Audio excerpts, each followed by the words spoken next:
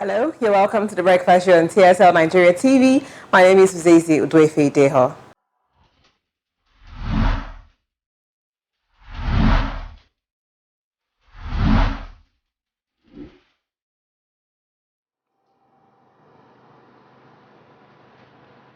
Welcome. Nigeria is at a critical point in its 60-year history. In 2020, Nigeria experienced one of the worst recessions in several decades, with the unemployment rate at 27.1% and the World Bank's estimation of 8.6 million Nigerians falling into poverty. Nigeria is at a crossroad. Nigeria has been at a crossroad since the outbreak and before the outbreak of the COVID-19 pandemic. Hence the question, why is Nigeria broke?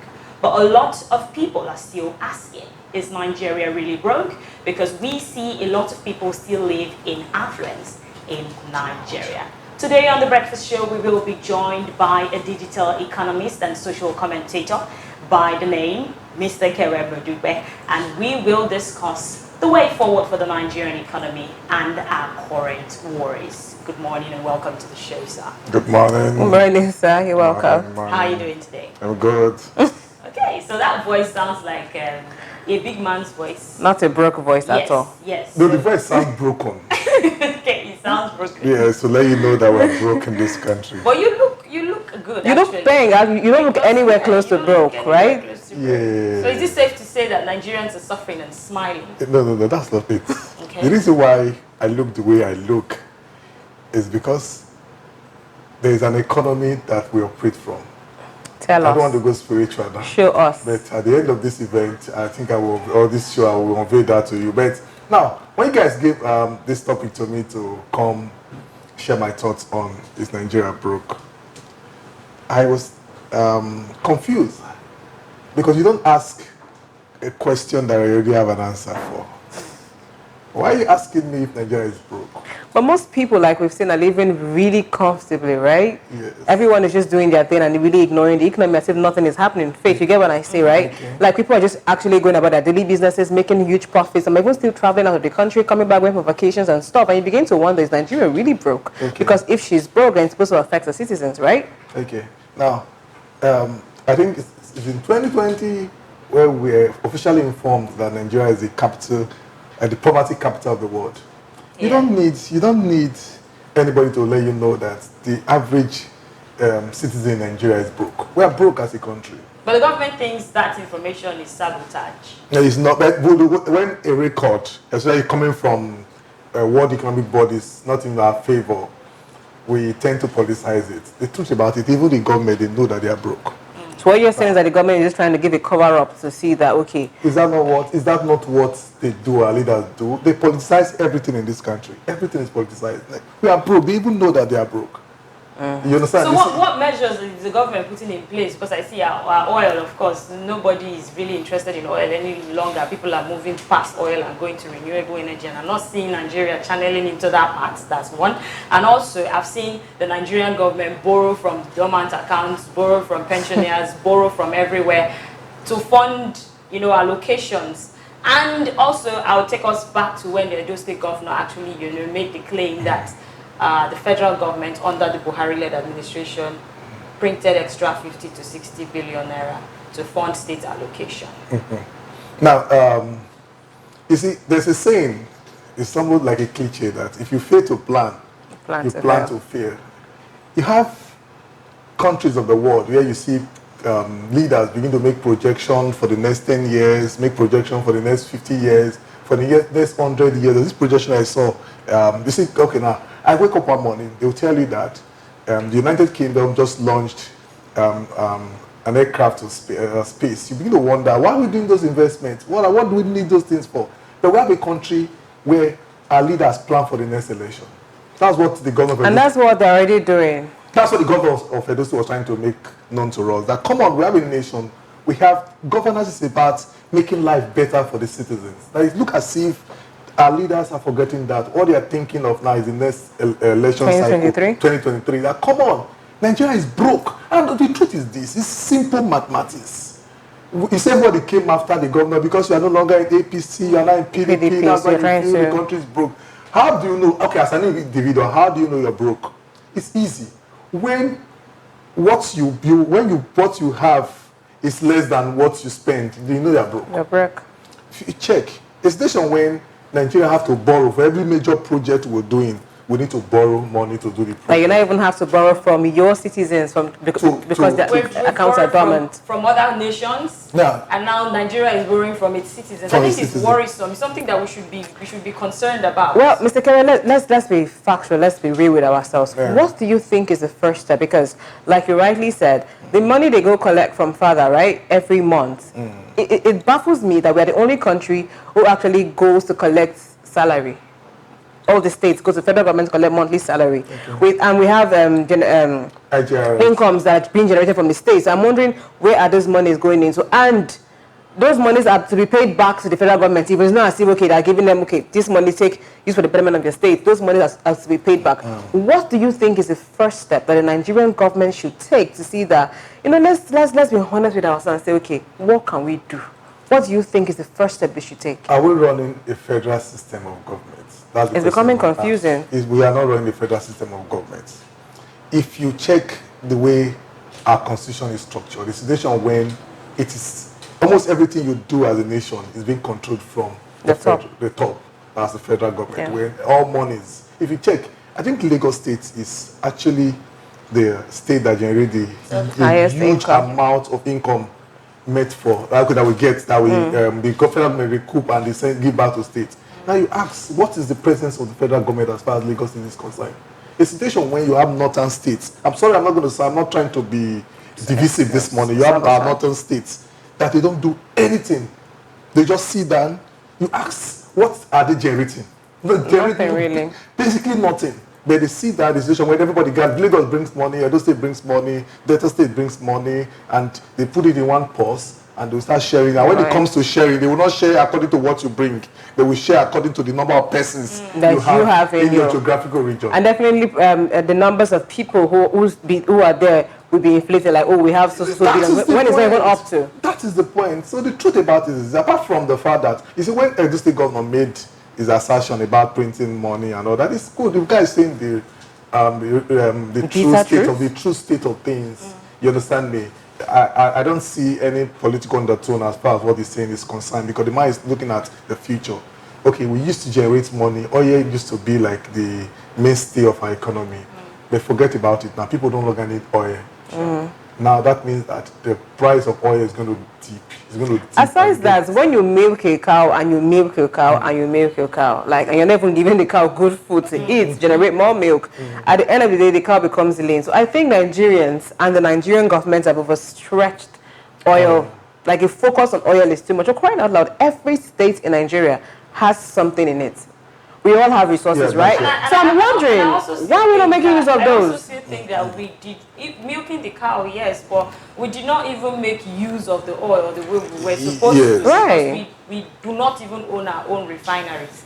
And that is... I was to come to that. You see, it's most times now, I guess. And I was to come to that. You see, one of the problem we're having in this country is because it boils down to flawed macroeconomics and economic policies of our government. Yes. A situation where you have to import petroleum products. That we have. Is it not surprising that, you see, for the past 3 to 4 years now, everybody's waiting. We now sat down. Dangote refinery. The songs in the mouth of government and private citizens, Dangote refinery. We are still waiting for that refinery. To surprise you that all the lands around Ibeju, Lekki have been developed to estates. The refinery is still not up yet. What stops us from having modular refineries? Well, it's sad to really think that we don't have our refineries. If wakes up one morning to say, okay, good, give me access to crude oil. I have the expertise to set up modular refinery. The government will come for me. They will come for you with taxes, with everything they can. Not just the tax, they'll tell me that what I'm doing is illegal. Okay, give me license to do it. They say it's not possible. Even down to electricity. No, you can't even do that. It's difficult for a private individual to generate his own electricity. Difficult in this country. Like somebody said something yesterday, and I agree. He said, in Nigeria, there's this policy that for it to be serious, it must be hard.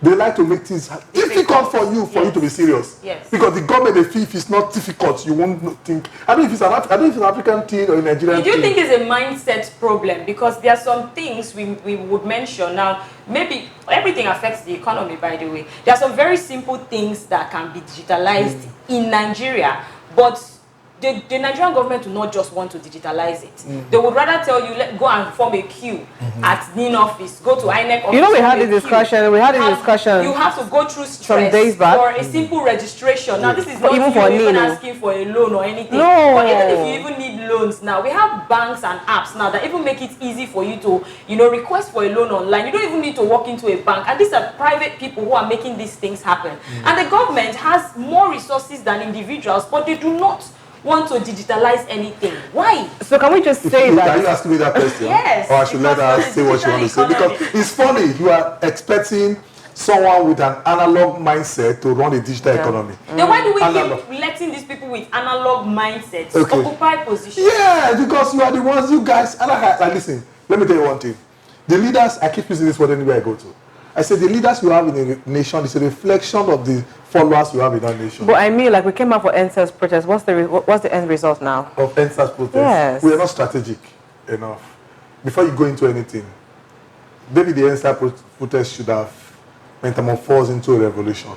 But That's what we're expecting. A protest of that nature, you have to be very strategic. You see, at the end of the day, they wake up and I knew we lost it when we said we're moving from 3 points to 5 points to 10 points, and the 12 points kept increasing. I knew we have lost it. What we would have done is this: end SARS. The day they ended SARS, pick up another matter. Pick up our stuffs and go home and sit down. We will achieve our purpose, right?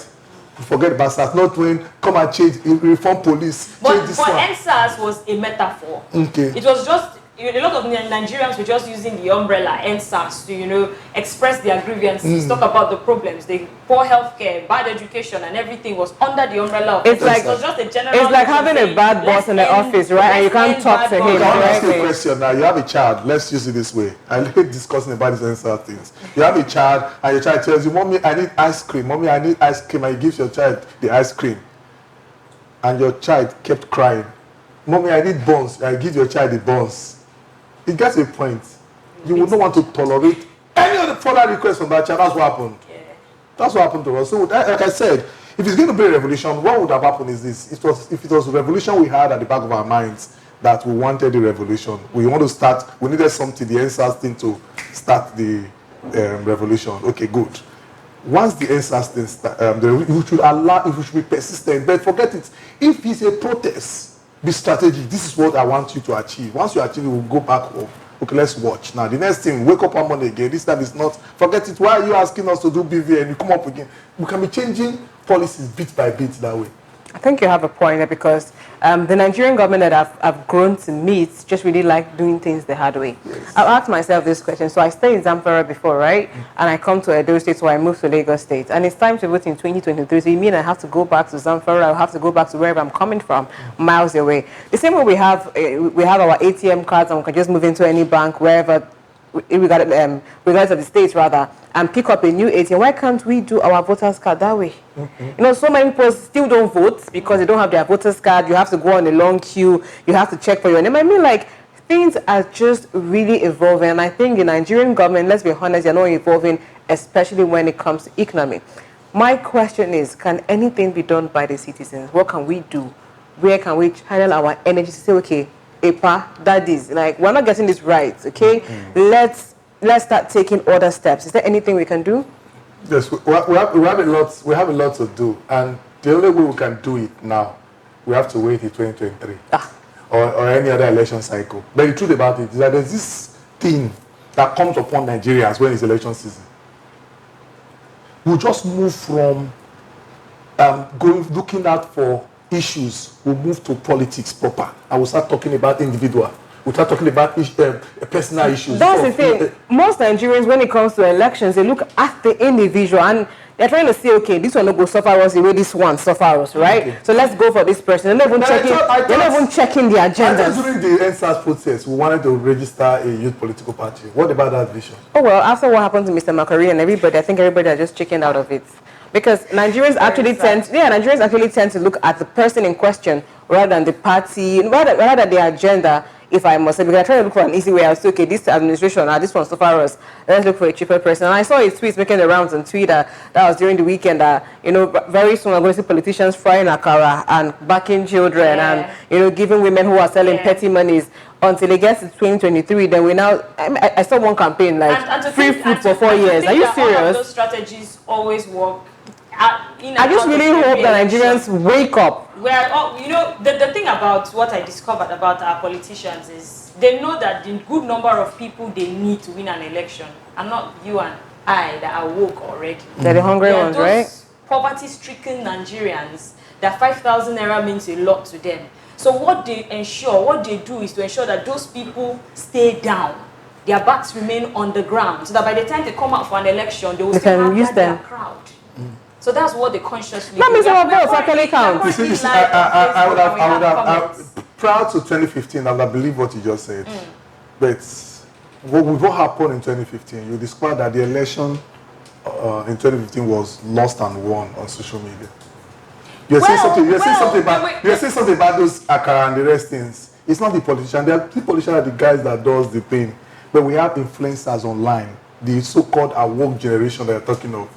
They are the ones that help them to push these things. But for example, like I'm an influencer, a Twitter influencer. I have like 1 million followers on my platform, which you know what it means. Leadership is influence. The 2015 election had a lot of underworkings. There was a lot bothering that 2015 election because Nigeria had a lot of insecurity problems at that time. Even and all we needed was just a savior. People just wanted something different. We wanted something different from the PDP. We wanted someone different. They wanted someone different from Goodluck Jonathan because they felt Goodluck Jonathan was the person with the bad head. Okay. So to think that someone like my mother went out to vote for Buhari, she was desperate. She was in need of a change, and they came out with the change mantra. So everybody just wanted a change at that time. So people who did not want change were people who were on the other side, that people that were with PDP. They just were like politicizing everything, and we're like, okay, PDP is bad governance, APC is bringing change, let's see what comes out. So I think the problem that we really had was not taking these bad eggs out in 2019. Because the 2015 election is not the major problem. Yes. The major problem for me is the 2019 election, because that's where we had an opportunity to get another change. 2 terms was not supposed to be guaranteed for, I don't want to sound like I'm supporting any party, but was not supposed to be guaranteed for the Buhari-led administration, because we felt the heat again, and we had the power in our hands. But come on, they came back. Having the power in your hand is different from being in control, being in charge. We know how Nigerian politics is. Let's just be honest with ourselves. We know how Nigerian politics is, right? People say your vote counts, but Oga, who is controlling the votes? Because at 2019, I think that most Nigerians were awake to actually see this administration that has put so much heat in Nigeria. But the Godfathers had their way. But we have comments on Facebook. Let's take the comments quickly and continue with the show. Now, this one is coming from J Square George, and he's responding, yes, of course, we need a new Nigeria. I've been hearing new Nigeria right from when I was little. And a revolution almost happened in 2020. I don't know if Nigeria I've seen growing up is the Nigeria Bank.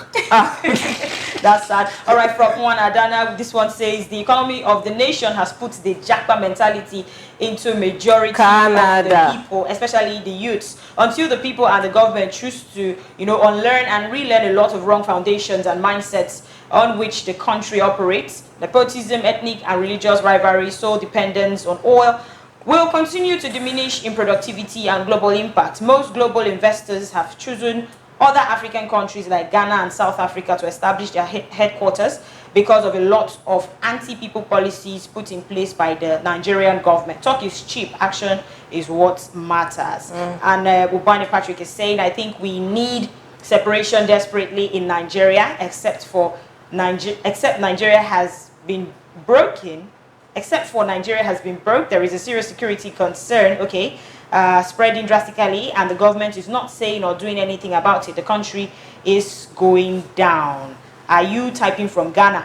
Patrick Ubwane is asking. So these are the comments we have currently on Facebook, and it's quite sad. Anytime I think about being in Nigeria and living in Nigeria, it saddens my heart every other time. So let's move past all of this. I've still seen some Nigerians, young Nigerians to say, who do not really care about what the government is, their policies and everything, because they just feel I found a way an escape route out of poverty.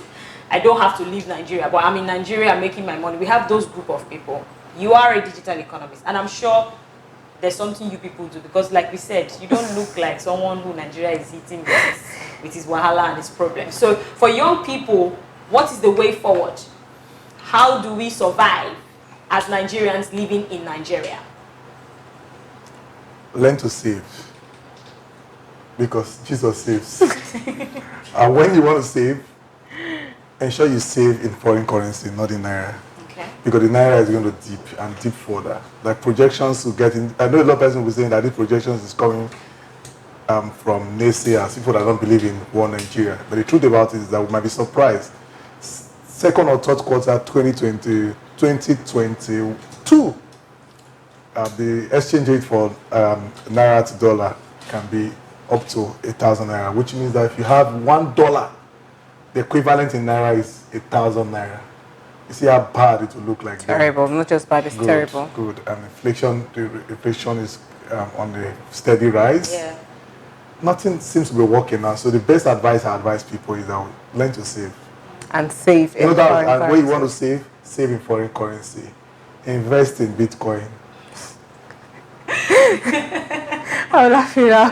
The Nigerian government come for you because they've mentioned scrapping crypto and the rest of them. So people are even just skeptical, like, if I do this, here my government won't wake up one day and say, okay. Invest in gold. Invest? Yes. Yeah. Invest in gold. Invest in gold. Yes. Let me not use, but I don't want to, if you are not sure of Bitcoin, invest in gold. Okay. But if you are the type that feel you want to take your naira and put in Nigerian banks, I always tell people this. Like one of my friends said, he said, "Come on, those of us that had our monies in Savannah Bank, what happened? Till today, we've not been giving back our monies. You understand me? So these banks, they are going through tough time. Forget it. You see all those? My app is not opening. ATM is not dispensing. They're going through tough times. Tough times. Network is down. How will app not just work? Network for one is full down. day. They say send the app, Apple. They will not release it in the midnight. So a few persons do transactions. They say, "Hey, come on, we are currently working on it." Those guys are going through tough times. Check the number of staff that they are laying off. Generally, business in Nigeria is going through tough times. If you get to a point, you have money in your account you can't access. I hope we don't get to that point. I'm just really hoping. Nigeria, my country. I'm a prophet of doom. But I'm telling you that that's where we are heading, unless there is a divine intervention or our leaders decide to sit up and say, let us declare a state of emergency as far as Nigerian economy is concerned. Let us do something. Forget about it. You see, everybody's investing all the monies we are making. We are pushing it into security. Whether you like it or not, we still have issues of somebody waking up one morning, going to a mall to shoot 100 persons in America. We still have breathing. We still have issues of breathing. I want to breathe in America. The solution is this. We are giving too much attention to insecurity. That's the reason why different groups are coming up to do kidnapping, to get ransom. Let us take our mind away from security a bit and focus on growing our economy. Thank you. Maybe at the end of the day, if you grow the economy, at the end of the day, even the bandits to start trading in crypto. Thank you so much, Mr. Kere, for being on the show. We've had a really, really nice time. You know, most times when we talk about Nigeria, we feel actually depressed because we know talk is cheaper action, and if actions were to be for us to take, we would have taken them all along. Thank you so very much for being here. Now, dear viewers, we were just really hoping that things will get better in Nigeria, and while we hope, also play your part to be a good citizen of this country. That's all we can take on the Breakfast Show this morning. Please do also follow us on all our social media handles. That's TSL Nigeria TV, Facebook, Instagram, and you can subscribe to our YouTube channel. Till we come your way again on Wednesday for the Breakfast Show. I am Muzazi Udoife Ideo. Stay safe. Stay connected to TSL Nigeria and get updates on the go all day, every day. Subscribe to our YouTube channel on TSL Nigeria Space TV and join our online family.